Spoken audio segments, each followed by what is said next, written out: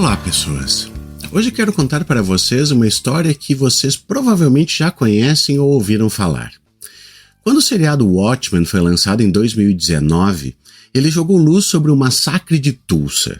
Então sei que já foi falado sobre o tema, mas penso que é um acontecimento que não pode ser deixado de lado, até porque temos impactos desenrolando até hoje. Lembre, se você puder apoiar o Vira Casacas, isso nos ajuda muito. A partir de R$5 é só ir lá no apoia.se/viracasacas ou na Orelo CC. Contamos com o apoio de vocês. Vamos lá. Prólogo. Antes mesmo que Greenwood surgisse como um ponto no mapa de Oklahoma, os negros que lá chegaram traziam consigo grandes sonhos. Eles vinham, no meio do século XIX, acompanhando os nativos pela Trilha das Lágrimas, tanto escravizados quanto homens livres. Após a Guerra Civil nos Estados Unidos, graças aos tratados firmados entre o governo e as tribos nativas, muitos desses negros, agora cidadãos reconhecidos pelas tribos, receberam vastas extensões de terra. Ao juntar recursos e receber com braços abertos os negros do Sudeste que buscavam uma nova vida, eles fundaram cidades exclusivamente negras na região. Um político visionário, Edwin P. McCabe, em 1890, não só fundou a cidade totalmente negra de Langston, como também apresentou ao presidente Benjamin Harrison a audaciosa proposta de transformar o território de Oklahoma em um estado predominantemente negro. Tulsa se transformou na cidade mais vital de Oklahoma com a descoberta do petróleo em 1901. A corrida pelo ouro negro trouxe prosperidade instantânea para muitos, incluindo negros que possuíam terras. Essa nova riqueza atraiu empresários e, devido à segregação, os negros ficaram no norte da cidade, onde a necessidade de comunidade criou oportunidades econômicas únicas. Em 1905, na esquina das ruas Greenwood e Archer, a abertura da primeira mercearia do distrito marcou o nascimento do que ficaria conhecido como Black Wall Street. Johnson, um historiador de Tulsa, sugere que Black Main Street seria um apelido mais adequado para descrever a realidade do distrito. Ele explica que estamos falando de negócios familiares e unipessoais, de farmácias a lavanderias, armarinhos, barbearias, salões de beleza, cinemas e salões de sinuca. Também havia profissionais como médicos, advogados e dentistas, oferecendo justamente o tipo de serviços que fazem um local ter vida. Os empresários mais bem-sucedidos do distrito reinvestiam na comunidade, construindo parques e novas habitações. É claro que Greenwood não estava imune aos vícios humanos que também assolavam outras partes de Tulsa. Havia jogos de azar, prostituição e tráfico de drogas. Além disso, a opressão sistemática branca era uma constante. Mas, juntamente com outros importantes distritos empresariais negros, Greenwood alcançou um nível de sucesso econômico de autodeterminação nunca antes visto nos Estados Unidos, uma nação, então, há menos de 6 décadas livre da escravidão. O apelido Wall Street Negra foi dado a Greenwood devido à sua prosperidade, mas os brancos em Tulsa a chamavam de Cidade dos Crioulos. O ressentimento crescia à medida que a riqueza e a confiança dos negros aumentavam, não apenas em Oklahoma, mas em todos os Estados Unidos. Esse ressentimento se transformou na raiva que explodiu no verão de 1919, quando uma série de pelo menos 25 distúrbios raciais devastaram o país. Os soldados negros que retornavam da Europa após a Primeira Guerra Mundial recusavam-se a aceitar a opressão como recompensa por terem arriscado suas vidas. Em Tulsa, essa tensão culminou nesta parte horrível da história, quando o encontro casual entre 2 adolescentes desencadeou um conflito que marcaria para sempre a história da cidade. Bem-vindos a Greenwood, primavera de 1921. Estamos no Distrito Negro de Tulsa. lar de 14 igrejas, 2 escolas, um hospital, 4 hotéis, 2 jornais e pelo menos 10 mil moradores, com o número aumentando cada semana. Uma dúzia de médicos e cirurgiões vivem e trabalham em Greenwood, assim como advogados, agentes de seguro, vendedores de imóveis e farmacêuticos. São 10 alfaiates, 4 oficinas de conserto de calçados e um posto de gasolina. O local também possui entretenimento. O Dixie Theatre acomoda mais de 1.000 pessoas, enquanto o Dreamland tem assentos para 750. Ambos oferecem filmes, performances musicais e palestras. A comida também é um atrativo. São 38 mercearias, barracas de venda de frutas e vegetais e açougues. 30 restaurantes servem de tudo que uma pessoa possa desejar. Dizem que em Greenwood uma nota de dólar mudará de mãos uma dúzia de vezes antes de sair do distrito. Mas, igualmente importante, os seus residentes não precisam enfrentar as afrontas que sofreriam nas lojas de proprietários brancos no centro da cidade. Em Greenwood, os negros podem comprar em lojas de propriedade de negros, deixar suas roupas para lavar em lavanderias cujos donos são negros, os médicos e enfermeiras são negros, assim como os professores, encanadores e carpinteiros. Os brancos chamam o distrito de Pequena África ou coisas piores. Armados com coragem, ousadia, visão de negócios, trabalho duro e às vezes um pouco de sorte, os principais comerciantes negros de Tulsa floresceram. Eles leem a Bíblia, jornais e romances, vão à igreja aos domingos e saem para jantar. Os banqueiros brancos do centro da cidade sabem muito bem quem eles são.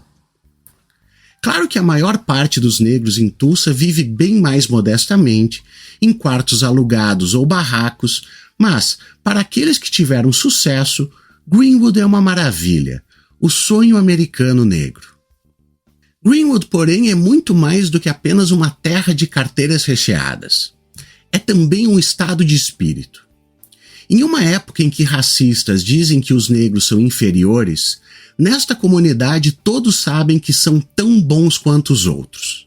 Cercado por um mundo branco que valoriza apenas o trabalho dos negros, Greenwood é um lugar de orgulho, e este orgulho é visto em todos os lugares. Ele pode ser visto nas mulheres usando colares de pérolas e casacos de pele para um show no Dreamland ou no Dixie. Está também no olhar dos veteranos da Primeira Guerra Mundial que se reúnem no dia do armistício. O orgulho aparece no comportamento dos homens e mulheres donos dos seus próprios negócios e nos artesãos independentes que não precisam se aproximar de um homem branco com um chapéu nas mãos. Greenwood não é um presente, foi construído. O que não é possível suspeitar naquele momento é que tudo está prestes a pegar fogo. Estamos em 30 de maio de 1921. Um adolescente negro caminha pela calçada no centro da cidade. Seu nome é Dick Rowland. Ele tem 19 anos e vive com a sua mãe em Greenwood, mas trabalha todo dia como engraxate em um estabelecimento cujos donos são brancos, no centro da cidade, na rua principal. Não há um banheiro onde Dick trabalha. Então os donos brancos arrumaram uma forma para que os funcionários utilizassem o banheiro para pessoas de cor no último andar de um edifício a 1 quarteirão de distância. É para lá que Dick está indo. Para chegar no banheiro, ele precisa pegar um elevador na parte de trás do prédio. O elevador é operado por Sarah Page, uma menina branca de 17 anos que está economizando dinheiro para frequentar a escola noturna. Os dois provavelmente se conhecem de vista, uma vez que todos os dias engraxates sobem e descem naquele elevador. Hoje, porém, não é um dia como os outros. Dick entra no edifício e Sarah grita. Dick é visto correndo. A polícia é chamada e 2 detetives falam com a menina. Eles não parecem preocupados e o que aconteceu não deve ser grave, uma vez que ela não pretende denunciar. Um atendente branco de uma loja de roupas caras do andar térreo do edifício, porém, tem certeza que ele sabe perfeitamente o que aconteceu naquele elevador. Embora ele não tenha testemunhado o ocorrido, fala para todos que queriam ouvir. Na manhã seguinte, policiais vão à casa de Dick, prendem ele e o levam para o centro da cidade. Ele é autuado e trancado em uma cela no último andar do tribunal do condado. No final da tarde já há conversa sobre um linchamento correndo pelas ruas de Tulsa. Em Greenwood, o papo é outro. Eles não deixariam isso acontecer. Iriam ao centro da cidade e parariam qualquer tentativa. São 19 horas do dia 31 de maio. Mais de 300 homens, mulheres e crianças brancas estão reunidos em frente ao tribunal do condado de Tulsa. Eles lotam as calçadas. Grupos conversam e fumam cigarros. O humor é leve e comemorativo, mas ao mesmo tempo a multidão é determinada e espera uma ação. 9 meses antes, uma multidão de brancos havia se reunido nas mesmas ruas e calçadas. Eles exigiam que fosse entregue a eles um homem branco acusado de ter matado um motorista de táxi. De início, o xerife chegou a recusar, mas quando um grupo de homens armados usando máscaras apareceu na porta do tribunal, ele entregou o prisioneiro de bom grado. Meia hora depois, o acusado foi linchado alguns quilômetros fora da cidade. 1 ano depois, chegara a vez de Dick Rowland. Agora, porém, há um novo xerife na cidade, e ele é mais resistente do que seu antecessor. Ele não apenas se nega a entregar o jovem para a multidão, mas desativa os elevadores do tribunal, bloqueia as escadas e posiciona seus subalternos armados com rifles no telhado do tribunal. Apesar da multidão ter crescido na última hora, o xerife está pronto para defender Rowland.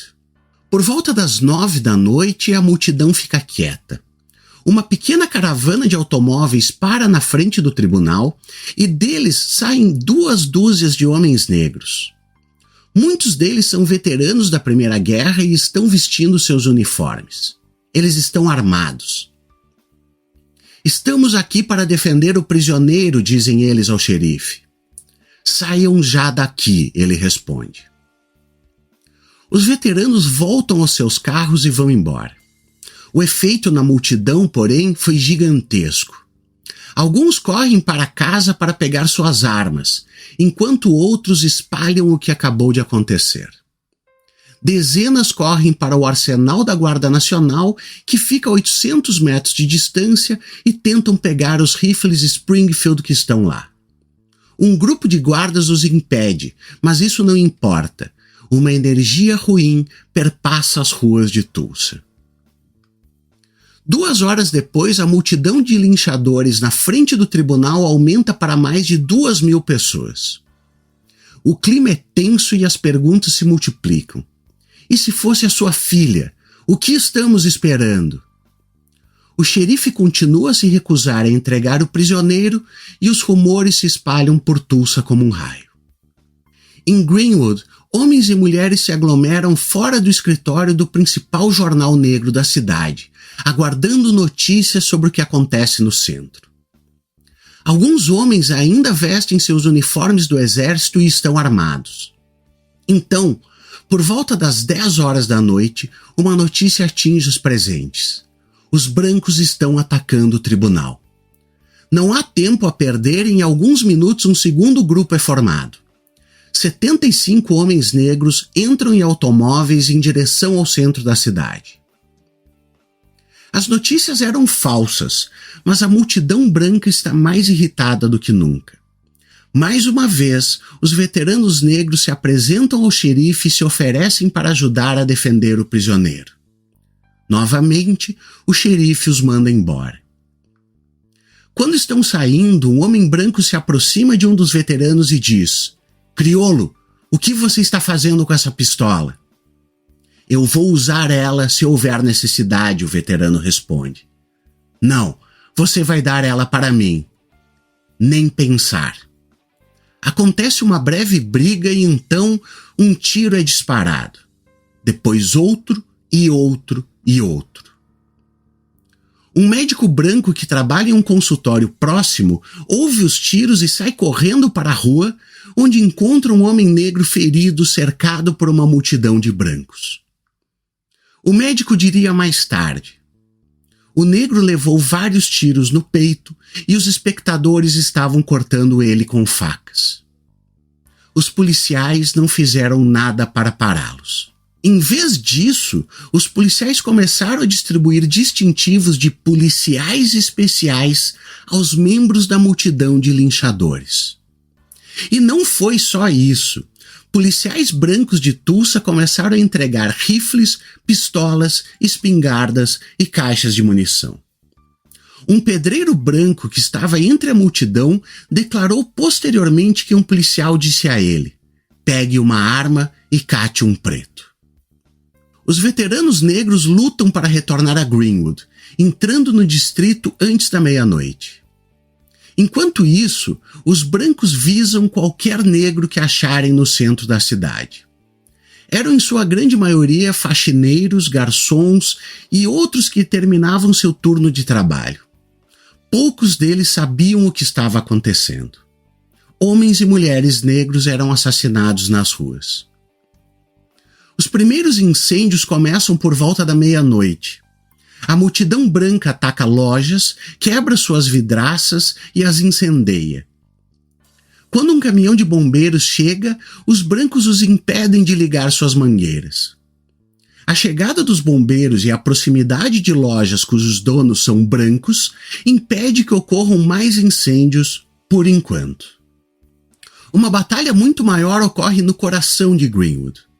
A partir da meia-noite, grupos armados de brancos tentam entrar no núcleo do distrito para botar fogo nos negócios dos negros. Eles atiram nos escritórios de um dos jornais, mas quando tentam avançar, são recebidos com resistência. Para muitos em Greenwood, o tiroteio é mais do que eles podem aguentar e centenas de famílias negras começam a partir, a maioria a pé. O editor de um jornal de Tulsa escreveu: "Às 9 da noite os problemas começaram e às 2 da manhã tudo havia acabado." Do outro lado da cidade, porém, a história era muito diferente. Informações sobre o acontecido cruzam os bairros brancos na parte sul da cidade. Mas o que é contado não é o que ocorreu. Rumores de uma insurreição negra começam a surgir. Conversas sobre pistoleiros negros tentando tomar a cidade ressoam.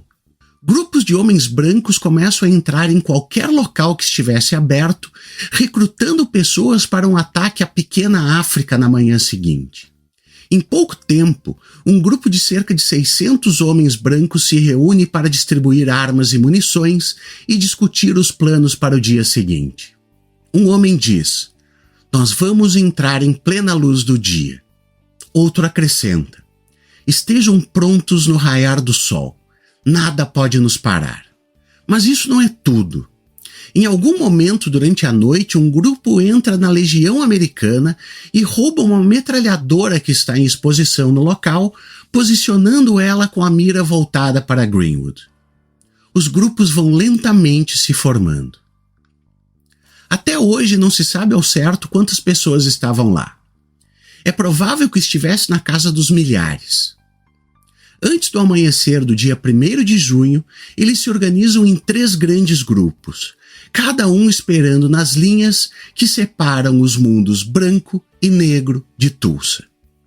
Pouco antes das 5 da manhã, um misterioso apito ecoa pelo centro da cidade.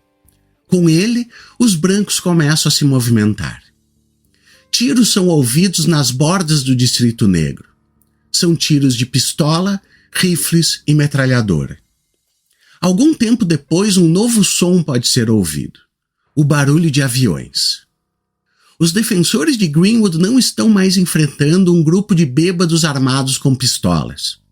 Agora eles vêm chegando um grande número de homens armados, e alguns com tochas e latas de gasolina. As lojas comerciais são as primeiras a serem incendiadas. Tiros ecoam nas calçadas e em frente às vitrines. A multidão branca entra em lojas e escritórios, hotéis e prédios, teatros e restaurantes, quebrando janelas e arrebentando portas, abrindo caixas registradoras e roubando qualquer coisa que possa ter algum valor. No céu acima soa o motor de aviões. São modelos privados ou comerciais que comportam apenas o piloto ou um piloto e um passageiro.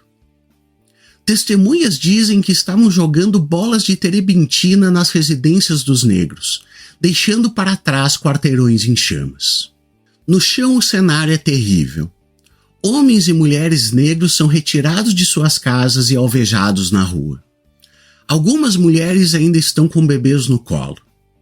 As casas vazias agora também são saqueadas. Homens brancos são vistos dizendo: esses malditos crioulos têm coisas melhores do que muitos brancos. Quando os saques terminam, as casas são incendiadas. Quarteirão após quarteirão, rua após rua, o distrito negro está sendo destruído. Casas, teatros, restaurantes, lojas, consultórios, todos agora são amontoados em brasa. As tropas estaduais chegam no meio da manhã. Vindos de trem da capital Oklahoma City, onde foram mobilizados pelo governador, eles entram na cidade por volta das 9h30 da manhã, mais de 4 horas depois do início da invasão. Neste momento, a maior parte dos conflitos já acabou. Alguns brancos, porém, ainda não estão satisfeitos. No centro da cidade, um grupo de homens brancos cercam um homem negro, cego e com as pernas amputadas. Os brancos amarram ele a um automóvel e o arrastam pela cidade. Tudo isso à luz do dia na rua principal. Às 11h29 da manhã do dia 1º de junho, a lei marcial é decretada. As tropas estaduais tomam em custódia todos os negros que encontram e mandam os civis brancos para casa. À tarde, a maioria da população negra de Tulsa está detida e os policiais não permitem que eles retornem para o que restou de suas casas e negócios. A maior parte permanece nessa situação até que algum branco peça a sua soltura. Greenwood está destruída. Com a chegada da noite, as ruas estão silenciosas. Mais cedo, o xerife conseguiu enviar Dick Rowland para fora da cidade, enquanto Sarah Page desaparecia no anonimato. Nenhum deles será visto em Tulsa novamente. Posteriormente, um júri composto unicamente por jurados brancos foi formado para investigar as causas do tumulto. Em apenas 3 semanas e meia, eles chegaram ao relatório. A culpa era dos negros. Abre aspas. Constatamos que o recente motim racial foi o resultado direto de ações por parte de um certo grupo de homens de cor que compareceram ao tribunal na noite de 31 de maio de 1921. Acrescentaram que não havia espírito de turba entre os brancos, conversa sobre linchamento ou armas. Fecha aspas. Nenhum branco foi preso pelos saques, incêndios ou assassinatos.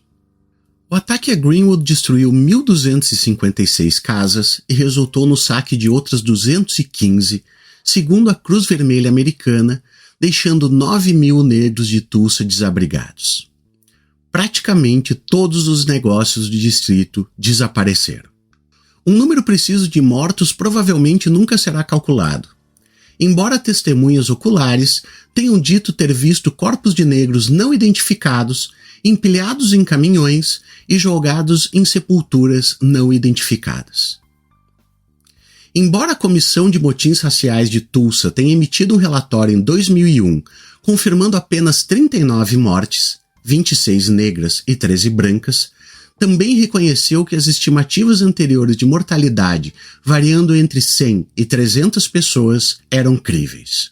Os residentes de Greenwood reivindicaram $1,8 milhão em danos, cerca de $25 milhões hoje. Mas as companhias de seguro e a cidade de Tulsa negaram as reivindicações, citando o fato de que o ataque foi considerado um motim. Estamos agora em 2 de abril de 2024.